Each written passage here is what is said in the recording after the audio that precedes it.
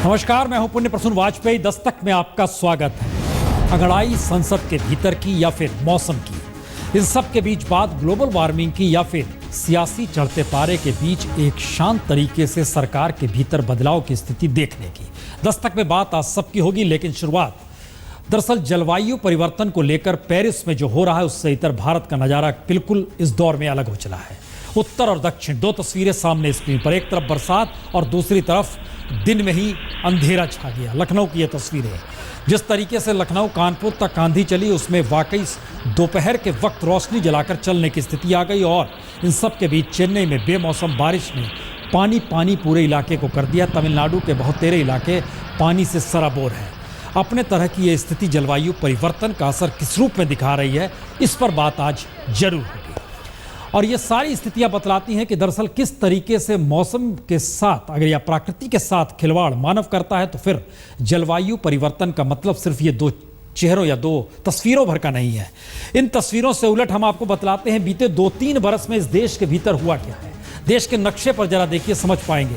हर इलाके में बाढ़, सूखा, कहीं ओले, कहीं स्थिति, चाहे वो जम्मू कश्मीर का मसला हो जहां सितंबर 2014 में बाढ़ आ जाती है, उत्तराखंड में जून 2013 में बाढ़ आ जाती है, हरियाणा में जून अगस्त 2014 में सूखा पड़ जाता है, राजस्थान में जून 2013 में बाढ़ आ जाती है। और ये स्थिति कमोवेश देश के गुजरात में तो कमाल, सूखा, बाढ़ सब कुछ आता है मार्च 2013 में और 2015 में बाढ़ आती है। मध्य प्रदेश में फरवरी मार्च में 2013 में भारी मानसून की बारिश होती है। महाराष्ट्र में कमोवेश स्थिति लगातार होती है, चाहे वो सूखा हो, चाहे बाढ़ हो या ओलावृष्टि हो, सब कुछ एक साथ।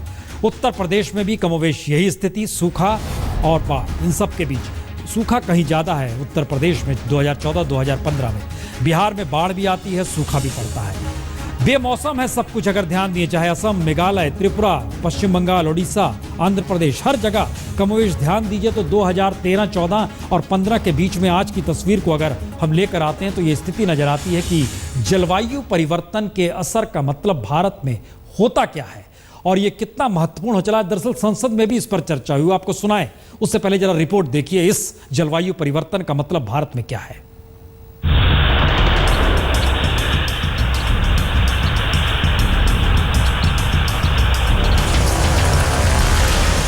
यह तस्वीर बदलते पर्यावरण की है। उत्तर से दक्षिण भारत तक में मौसम इस तरह बिगड़ा कि चेन्नई पानी हो गया तो लखनऊ कानपुर में दिन में ही अंधेरा छा गया।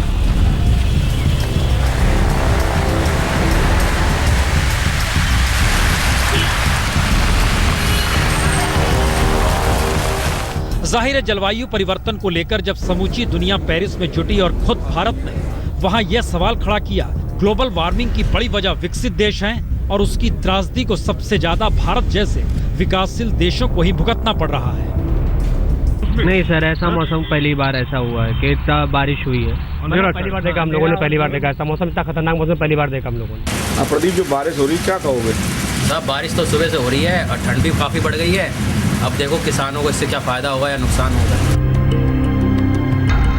यानी जलवायु परिवर्तन का असर अगर आज सिर्फ दक्षिण या उत्तर भारत में बिगड़े मौसम का सच है तो सिर्फ सच इतना भर नहीं है, बल्कि 2 बरस पहले जून 2013 में आलम तो यह हो गया था कि जून के महीने में उत्तराखंड और राजस्थान में बाढ़ आ गई तो गुजरात, महाराष्ट्र और कर्नाटक में सूखा पड़ गया।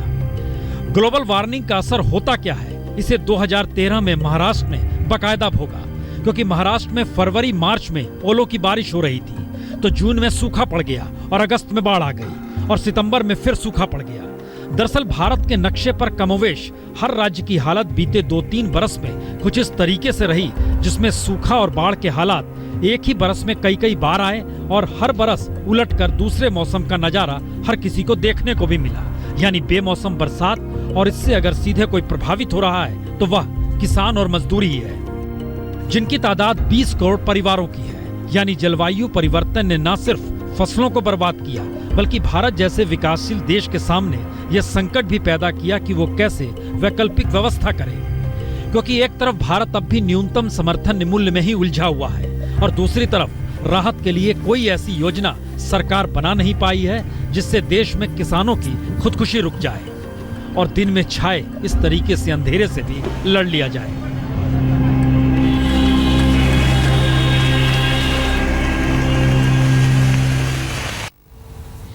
मुश्किल ये नहीं है कि जलवायु परिवर्तन के साथ किस रूप में उसका सामना करना है या उससे कैसे बचा जाना है। भारत जैसे देश का मतलब होता क्या, ये तो भूख से लड़ाई लड़ रहे हैं। ये जिक्र हम इसलिए कर रहे हैं क्योंकि अब ठंड शुरू होगी उत्तर भारत में खास तौर से, और इन सब के बीच सरकारी आंकड़े बताते हैं कि बीते 10 बरस में 10,000 लोगों की मौत ठंड के दौरान हुई है, जो फुटपाथ पर रहते हैं क्योंकि गर्म कपड़ा नहीं मिला। मतलब क्या है? मौसम की इस आहट ने सर्दियों की दस्तक तो दे ही दी। जाहिर अब उत्तर भारत के ज्यादातर इलाकों में रात का तापमान गिरना शुरू होगा, गर्म कपड़े बंद बक्सों से निकलने शुरू होंगे। लेकिन इसी के साथ अगर यह कहा जाए कि हर बरस की तरह इस बरस भी सैकड़ों लोग ठंड में मर जाएंगे, तो फिर सवाल उठेगा, क्या भारत में ठंड बर्दाश्त करना मुश्किल हो चला है, या फिर आलम यह है कि जो फुटपाथ पर सोते हैं उनके लिए मौत हर बरस का एक अनकहा सच हो चला है। दरअसल यह सब कुछ इसलिए क्योंकि भारत सरकार की ही रिपोर्ट बताती है कि बीते 10 बरस में 10,000 से ज्यादा लोगों की मौत ठंड के मौसम में हो गई। ठंड के मौसम का मतलब फुटपाथ पर जिंदगी गुजारने वाले लोग, क्योंकि उनके पास गर्म कपड़े नहीं थे। यानी एक तरफ गर्म कपड़ों की बिक्री ही नहीं, बल्कि दुनिया के सबसे कीमती गर्म फैशनेबल कपड़ों की बिक्री भी भारत में बीते 10 बरस में 50% तक बढ़ी है।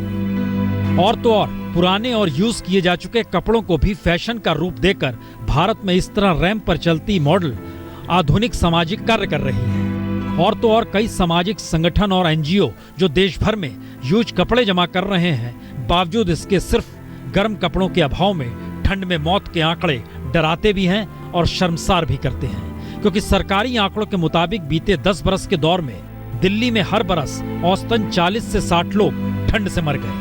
यूपी में हर बरस औसतन 200 से 300 लोग ठंड से मर गए। पंजाब में हर बरस औसतन 150 से 200 लोग ठंड से मर जाते हैं। यानी सरकारी आंकड़े ही अगर गर्म कपड़ों के अभाव में देश में 10,000 से ज्यादा मौत के आंकड़े बीते 10 बरस का सच बताते हैं, तो सवाल यह भी है कि विकास की कौन सी पायदान पर देश खड़ा है। अब यह देश को भी सोचना चाहिए।